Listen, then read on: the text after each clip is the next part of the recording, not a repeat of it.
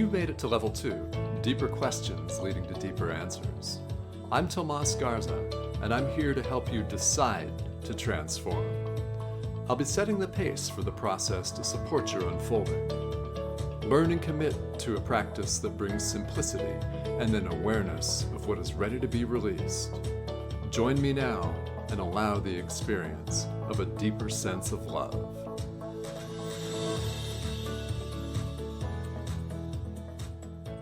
Hello and welcome to Decide to Transform. I'm your host, Tomas Garza, and we have a fun conversation in store for you today.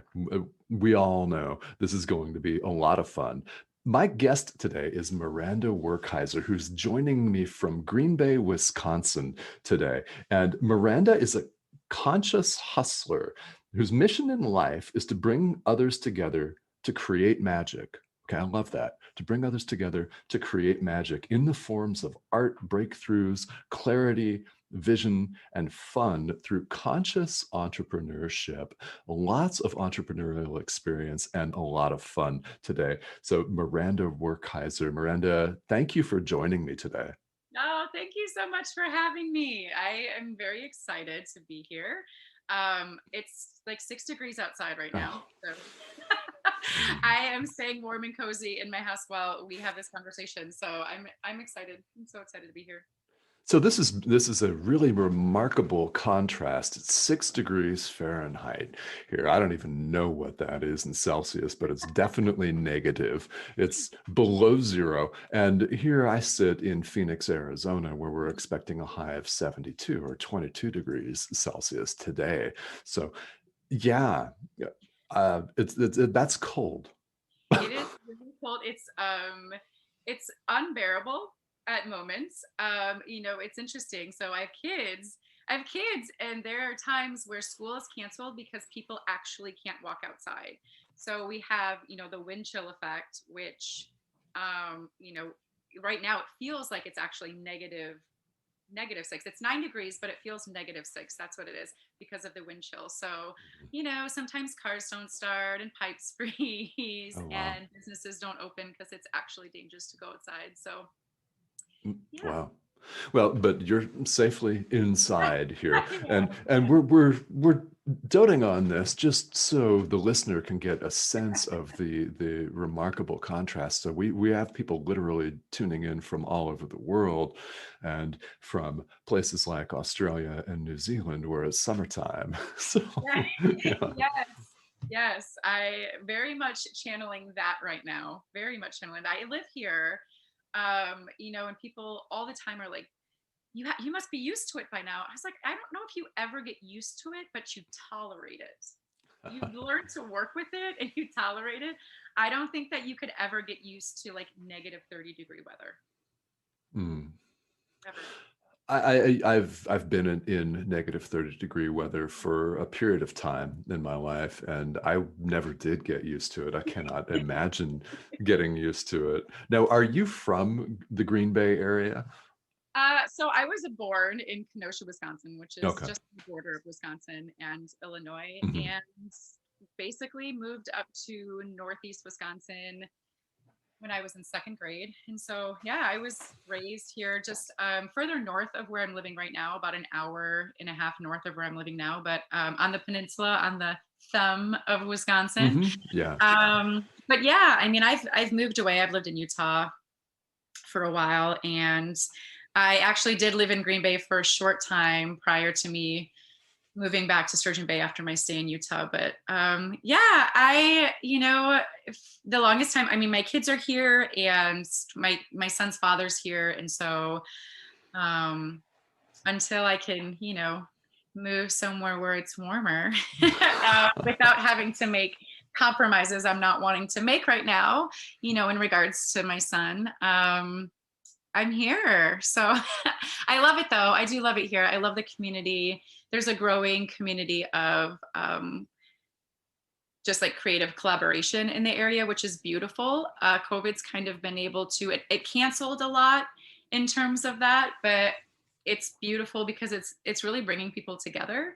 There's a lot more, of course, like COVID friendly, like tomorrow, there's this beautiful I guess, quote unquote, market happening where there's like 15, 20 local businesses coming together, an opportunity to really support small businesses. So as crazy as COVID's been, and as cold as it is, people really are coming together to support each other. And so it's really beautiful. And so it keeps our hearts warm when our bodies are freezing.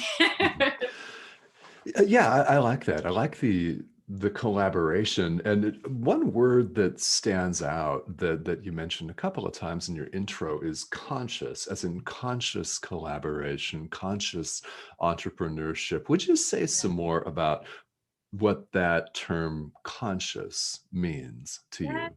So for me, conscious really just means aware and present and with intention.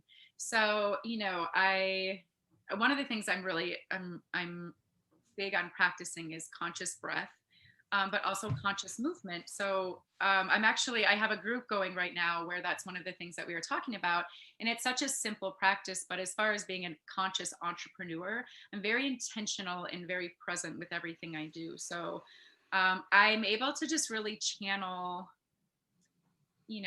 what I'm really desiring. And I actually allow that to be an energetic feeling. So when I'm just even talking with somebody or talking about a collaboration or a project, or, even looking at working with somebody as a photographer, because that's one of the services I offer, I always prefer to meet them beforehand because I like to feel what they're looking for in any way, shape, or form, whatever service it is, because I want to make sure that I can consciously actually channel the energy myself to be as present in that desire that they have. So conscious to me just is very present and aware.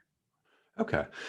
Yeah, and I appreciate that because people have defined that any number of different ways. So, how do you anchor being conscious? What is your practice, or what are your practices like to maintain that awareness? Yes. So I think it's probably the greatest gift that I give myself is time in the morning. Mm, I had this really, really um, not clear idea of what a morning practice should look like. I had this belief for the longest time. It meant I had to take an hour, and every 15 minutes I had to do something differently, right?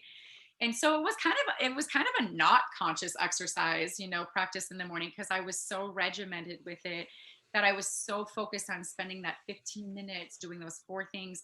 And one day I was like, this is not serving me. This isn't allowing me to be more conscious. It's actually triggering me to have to be more scheduled. mm, And so instead of the intention of having a morning routine, I made the intention to commit time to myself every morning. And sometimes that looks like just getting up and actually taking three very intentional breaths and saying thank you, because sometimes that's all I have time for. But it allows me to be grounded. And it's a really great reminder throughout the day. When I take those three conscious breaths in the morning, I have these reminders throughout the day. I set breath alarms um, on my phone.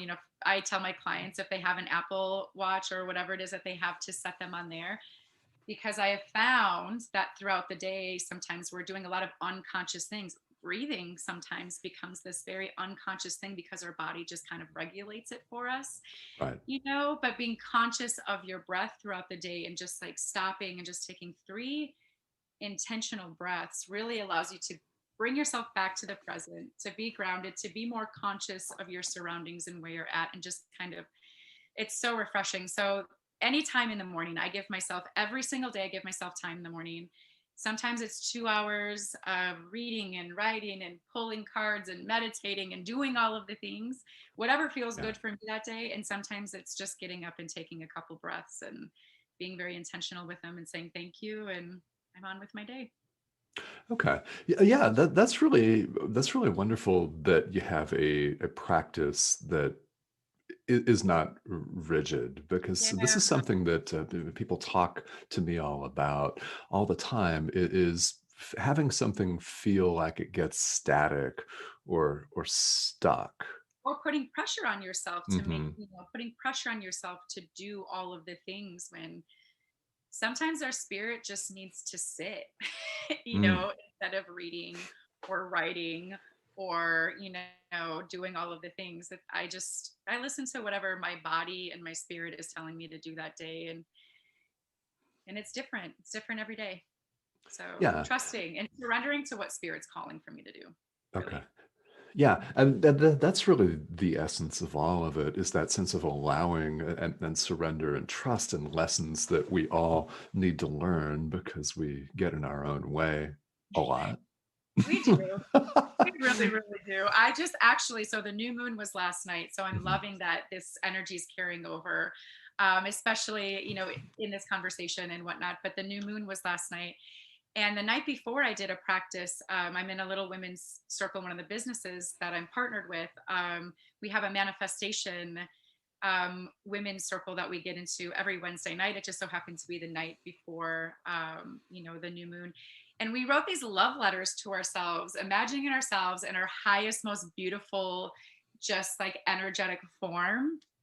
And one of the things that just was channeled to me was the only way something can be in your way is if you allow it. You get to choose. And then the next line was like, by the way, most of the time that's you. And I was like, thank you for the reminder, self. I needed to hear Hmm. that. Yes. Apparently, we all need to hear that. Yeah. By the way, that guilty person that's doing that again and again and again and again and again and again and again. It's you. That's you. Yeah, I love that. Okay. Yeah, and this is it's so interesting the ways that we get in our own way. And when we were talking originally, a couple of weeks back, you mentioned that for a long time, you, and as you described it, pushed your own intuition down. And I'm wondering if you could share a little bit more about all that, what that process looked like for you. Yes, yes, of course. So I am definitely, I guess, what would be called the black sheep of my family. I've never really followed the rules. I've always kind of just done my own thing. Um, but Oh, I had my daughter a week before I graduated high school. oh, There was a lot of shame that came with mm, that, I think, for, my friends. And there was just a lot of disconnection that happened in that time. And I fell into the conditions of what I was supposed to be doing at that time. And so my spirit was like telling me all of the things. And I really did push it aside because I was like, I have to get a degree. I have to work. I have to do, I have to do. And for, I mean, years and years and years, I went to school for a year. And then I was like, no, I really have to work because I have to make money because I have to provide for my child, right? All these things I have to mhm. do. So I became the manager of a video store and was managing a coffee shop at the same time while trying to raise my daughter. And I just kind of took that part of myself, the spirit that was like, you need to run, you need to have fun, Yeah. you need to play, you need to just like you're 19 years old, 20 years old now, you have a 2-year old, like you need to discover who you are still, like all of the things that I was being told I pushed aside because I had a lot of pressure from society. I was at that time, I listened to everything. I was like, oh, Okay. all these things I'm supposed to be doing. And there was shame put on me from my high school for even getting pregnant. They didn't want me to Mhm. graduate. They wanted me to stay home. Oh, I was student council president. They told me I had to step back. hmm. There was a lot that I was told I had to give up because I was an embarrassment to the school. And so that stuck with me. And so I felt like for a long time I was trying to prove myself to other people. And then, then I had my son 5 years after I had my daughter. So I was a mother of two at 23. And I was with somebody who was very like, he worked his 9 to 5. He Mhm. played softball in the 3 days a week in like the county softball league. And I was just like the mom and I was the housekeeper. And I put it away for a long time. And I don't even know what year it was, but I was just like, you know what? What are you doing? You're not happy. You're not doing anything you love. You've had like these little bouts of like really like my kids really showed me that there's just like this inner child who has to run and just just to let it out. And so they really have been my saving grace for a very long time, to remind me, I'm going to get emotional, but just like to remind me that there's so much more inside of me and so much more for me to give in a very authentic way, rather than a way that I felt like I had to be. And so it actually, I'm 37, and it really wasn't until about 3 years ago where I was like, I'm going to move out of this little town I'm in, and I'm just going to move 45 minutes away to Green Bay. And it was very liberating. It was liberating for me. It was liberating for my children. And really, for the last 3 years, I'm like, hey, world, this is who the hell I am. And I'm going to be me. And I'm really excited about it. And then a year after that, I launched Surrender and Slay. And it just continues to grow. And I'm continuing to learn more about myself. And I'm just, yeah, that was a long bit of it. But it was well over a decade, almost a decade and a half of me kind of putting myself away, serving other people, filling other people's cup, giving to other people in a way that I felt like I needed to, emptying myself completely over and over again. And now I'm like, my morning practice, that has been, again, one of my biggest gifts I give to myself, because now I only give from a full cup. It's like the overflow that everybody else gets. Right. Yes. And there's so many people that can relate to putting their gifts down or conforming in some way, because we're all pressured in one way or another to do that. So during that decade where you were aware that you were actively putting that Yeah. part of you aside or down or however that looked, I mean, how did that feel to you? How often did that sense of I need to fly, I need Uh, to get away come up? oh my gosh, it was so often. I have a very strong, I've always had a very strong connection to spirit, God, universe, whatever resonates. Mhm. And I mean, since I was 8, I used to like hide in my closet and I would just talk because I knew that somebody was listening. And I always felt guidance. Um, and it it was daily. It was daily where I was reminded. Look at my throat chakra is like, do you want to tell this truth? Yes, I do. Um, it was daily. I mean, it was. I feel like I tortured myself for a good while. It was torturous. My physical body um, felt that, and it was like I was storing all of these, pushing them away, and my body almost took the toll. I mean, I lost a lot of weight at one point. I gained a lot of weight at one point. My face really broke out in a way that I wouldn't even go outside. And my mindset, it was just really interesting. It was about a decade of up and down, of feeling good, being happy, trying to convince myself I was happy or fulfilled in some way. And it wasn't any of these, it wasn't like these huge, crazy, like, you need to fly. It was just like these like little moments of like walking out of the grocery store and like riding the grocery cart, or the grocery cart like to my car, you know what I mean? And like jumping on and just like reminding Mhm. myself that like there are little moments where like Oh, yeah. I don't have to be like the perfect mom, and I don't have to be the perfect employee or the perfect whatever. It was like and so I think sometimes we look at, and there obviously were really big moments where I removed myself from toxic relationships or toxic workplaces, right? Mhm. Where I felt Mhm. such a relief and such an ability to just like to surrender, that I made the right decision to leave. Mhm. But I think we sometimes look for those really big moments when it can be like the really small moments of just like, you know, I mean, I babysat my friends' kids for a while, and it would snow and we would go outside and catch snowflakes with our tongue. And this little child was like, "What are we doing?" I'm like, "Just stick your tongue out." And they just thought it was the coolest thing. And so little moments like that were just like such beautiful reminders that I can just like be free and just Mhm. enjoy the moment and just be in it. Yeah, yeah, I love that. It's the little things, and it has such a tremendous impact. So this was a daily thing then for you during Yeah. that decade, where, yeah, for some people it's not every day, or at least they've tamped it down or they've numbed themselves to the point where it's not that. But tell us more about hiding in your closet as a child and Okay. having those conversations. Yeah. Yes. Okay. So we lived out in the country. So I have an older brother and a younger sister. We had a Okay. dog at the time.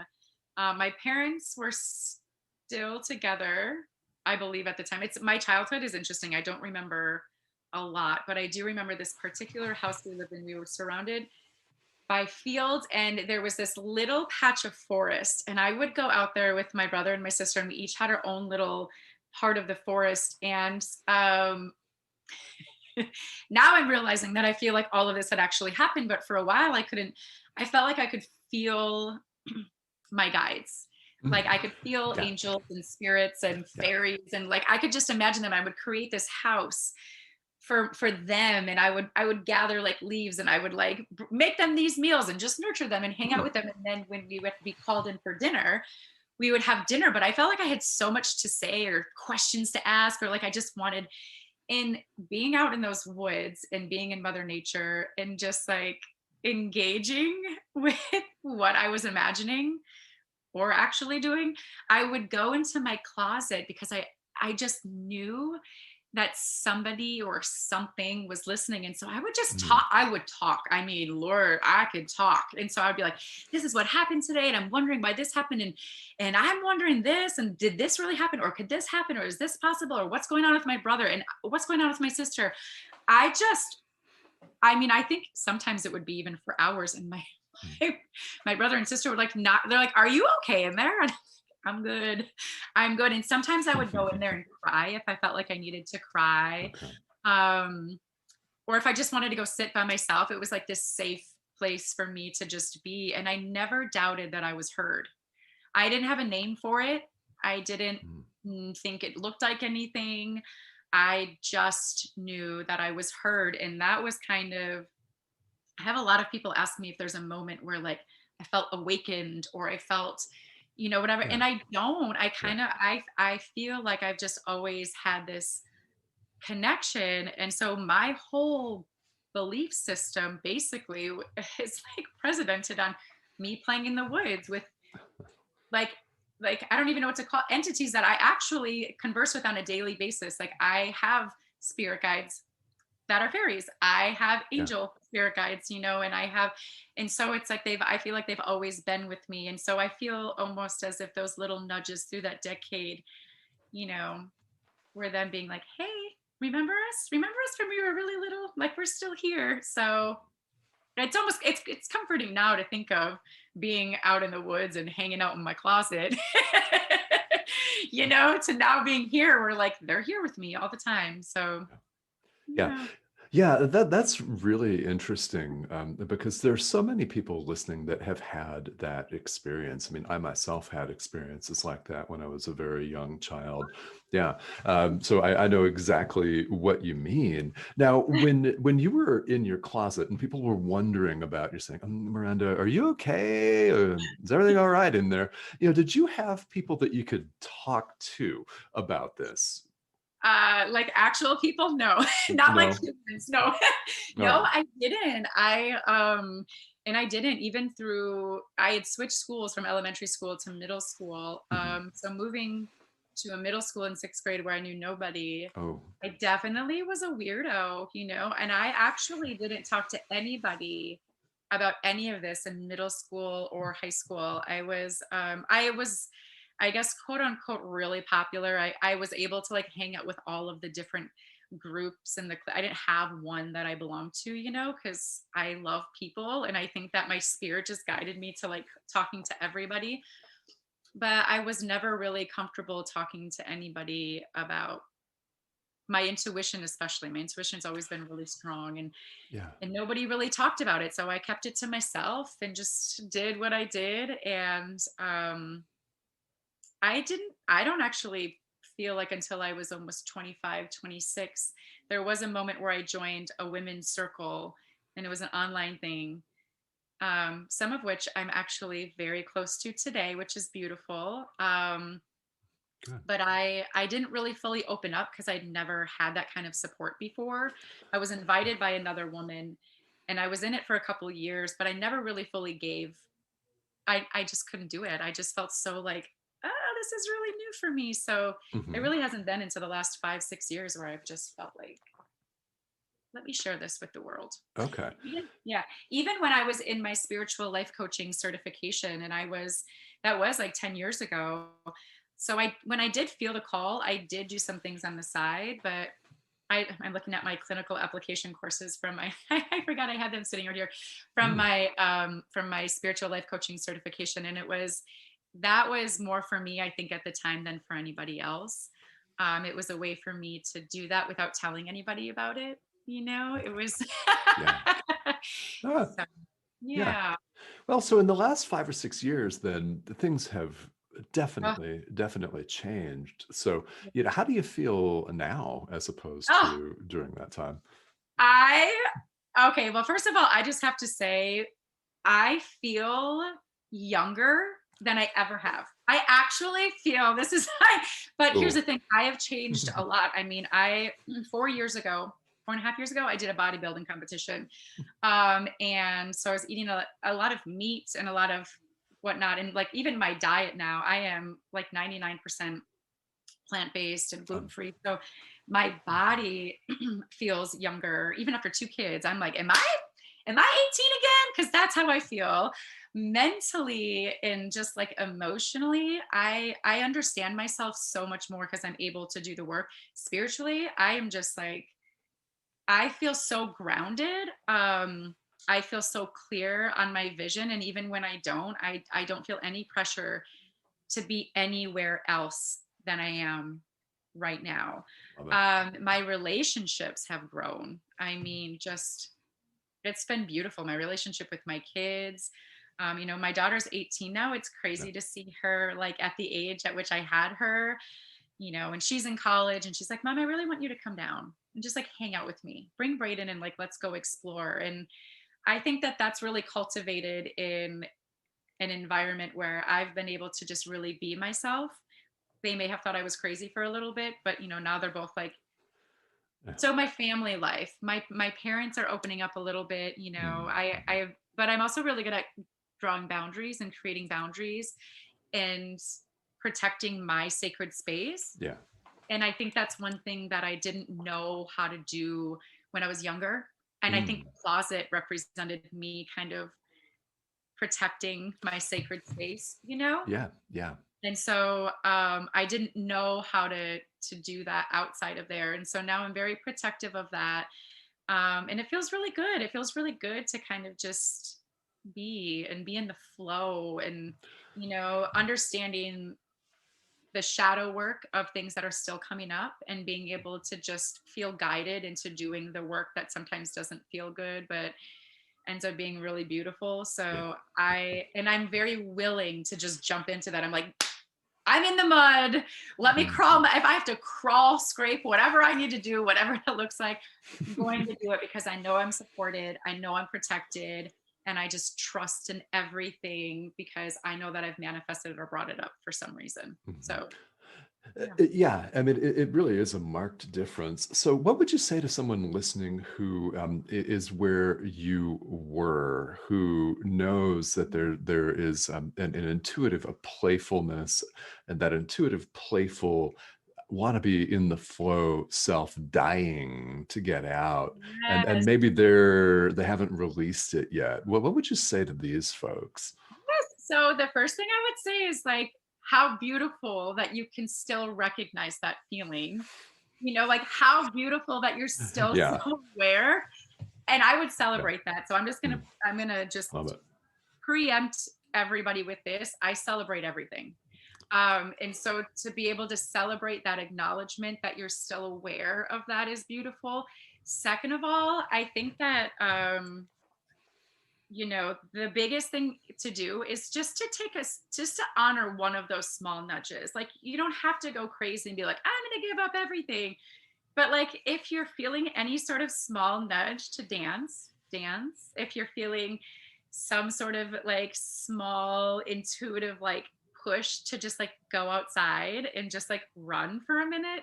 Whatever the little nudge is, just listening to it here and there, and it's just going to be something that's that then is you're going to understand it's just going to fill your whole spirit up, just maybe even 30 seconds of something.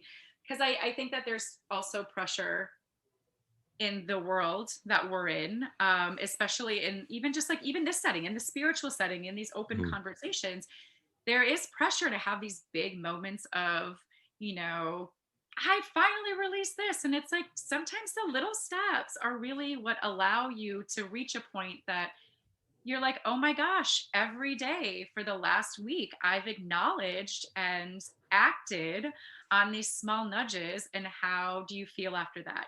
So to the person listening who has those nudges, just celebrate yourself, like even feeling them, and then just listen to it. Just listen to it and take one baby step forward in like acting on it and whatever you're feeling called to do. Yeah, I love that. It's really about the little things and the Mhm. baby steps. And you're absolutely right. In the spiritual field, there are people that feel that pressure, such as, well, I just had this meditation, but I didn't feel anything. Is that okay? Yeah. Yes, I have I'm also a Reiki practitioner, and Mm, mhm. one of the things that I talk to any client that I have is you could feel a lot or you could feel nothing at all, but it's working. And Yeah. it's like because some clients have these incredible stories of like just being able to feel things move through them and da and other times it's like they're like I didn't feel anything, and I was like, and it's absolutely okay.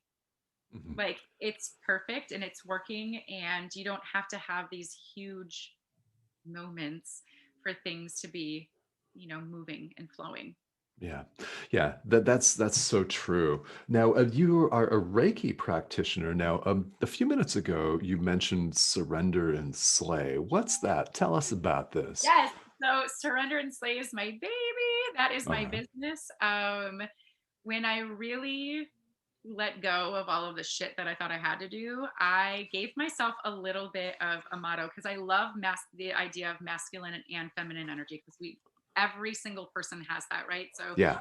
I my motto was to surrender it all, like surrender the fears, what I want, what I don't want, what I'm scared of, what I'm just surrender it all to the universe, trust that I'm heard, and then slay, right? Get to work. So it's like the feminine and the masculine side of bringing forth what I desire to manifest in my life. And so I had no idea what I even wanted it to look like. I just knew that I wanted. So I got an LLC Sure. called Right Surrender on. and Slay LLC.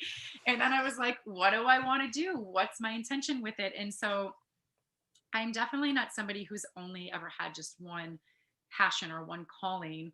Everybody said you have to find your niche. Well, I found that my niche is just collabing with people and allowing, like I said in my bio, just like to create magic through different forms, through art or um, a vision or photography or a breakthrough, and so with that being my intention and my purpose for Surrender and Slay, I was able to kind of really play around with what services do I want to offer. And I very much love event planning. So I plan events myself. I put them Okay. on. I also collab with other businesses. I most recently, this last November, did a fashion show, which was really fun. I actually am working on a music video right now that's launching in a couple of weeks. So that's been really fun. I love project management. Um, but I also offer photography, which I love. I love like the creative space in photography is something unlike I've ever experienced. Being able to see somebody through the lens, and just like bring forth different angles, and it's a very creative space, which I love. I'm an intuitive coach. So, what's crazy is for the longest time, I didn't know what to like call myself Okay. Yeah. Yeah. as far as a coach, because Mhm. I throw in everything from like, we could talk about business and we can talk about past life and we can talk about goals. And so it's more of an intuitive conversation that's guided. Um, and then this calling, that I've had for over a decade of being a Reiki practitioner finally happened All during right. COVID. And so I've been able to bring that practice in, and it is so beautiful. I'm almost speechless because it blows my mind how diverse of a clientele I have. It's Hmm. beautiful. I have like, Yeah. these 18-year-old young women who are just really stepping into themselves, and they're really interested in the healing aspect of it, and not even for their intention isn't even for physical healing. It's like, I want to heal traumas because I feel like I really am being guided to do more with my life, which is beautiful. And then I have professional athletes who start with them wanting, a physical ailment to be healed, Hmm. when really, in all reality, like the energy goes where it needs to flow, right? And so Yeah. it's been a beautiful experience with them because it's been a lot of generational healing, trauma healing, Hmm. which in turn, we're one entity. So when we're doing the healing in that realm, we're also healing our bodies. And so it's such a wide range of clientele, and it's such a wide range of, every session is so different, and so different every time I work with the same client. And it's beautiful. I Hmm. I actually I am continuing my practice, and then this summer I will take Reiki 3 and become a Reiki master I myself. love So it. by the Okay. end of the summer, I will be a Reiki master, being able to, looking forward to being able to teach others, and um, in the practice of Reiki as well. All right.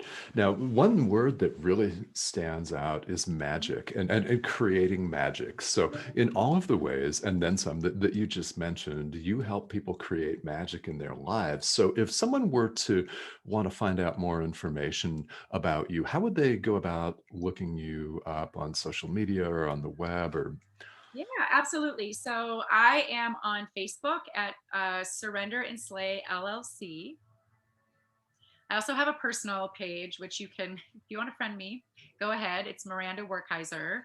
And then on Instagram, I am Surrender and Slay LLC again. It's all one word. Okay. Love the IG names. And then my public figure page is on there as well. If you just want to learn more about me personally, it's Miranda underscore A underscore Werkheiser. Long name. Website is coming soon, but I'm currently restructuring some of the things that I'm doing. Okay. I want to make myself more available to, you know, do more things. I love So, it. but anybody can also email me at Miranda at surrenderandslay.llc.com. So Miranda at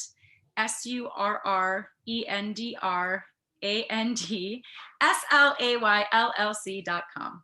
It's long, but it's just my business name.com.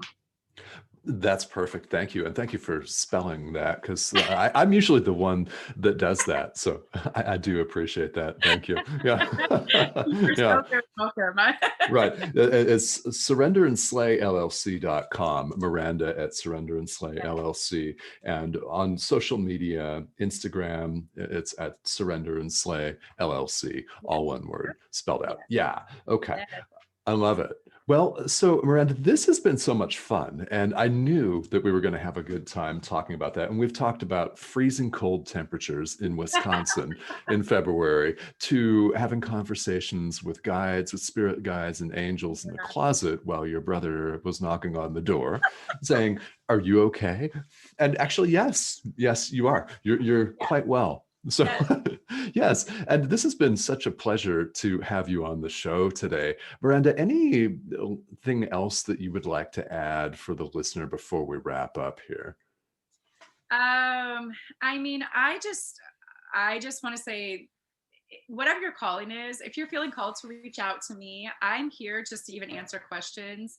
If anything that I said resonated with you, um, just know you're not alone. I think that, for anybody listening and anybody who's tuning into, a platform like this, I think sometimes we feel like maybe the things that we think or experience, we're alone, and we're not.